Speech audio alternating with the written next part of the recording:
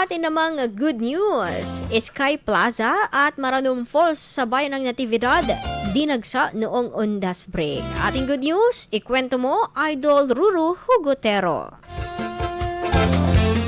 Dinadagsa ngunit may sapat pang espasyo ang Sky Plaza at Maranum Falls sa Natividad para sa mga nais pang bumisita matapos umabot sa higit 1,000 katao ang pumasyal kasabay ng Undas break.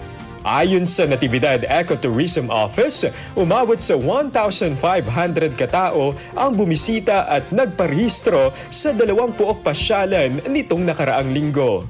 Sa taglay na ganda at katahimikan, patuloy na dumarayo ang mga turista maging ang mga lokal para masilayan ang mga tanawin.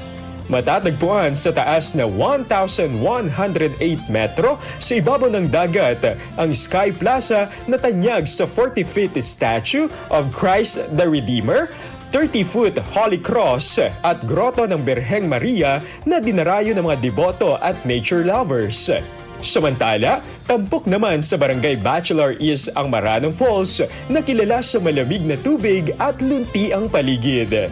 Bagamat dumadagsa ang libu-libong turista at grupo ng mga motorista, partikular tuwing weekend, sanib puwersa naman ang iba't ibang tanggapan para sa seguridad at katahimikan sa mga puok pasyalan.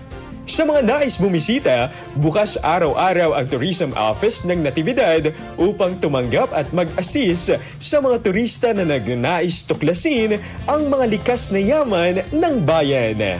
Yan ang ating good news.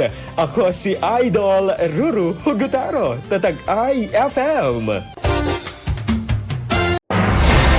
IFM News. IFM News. IFM.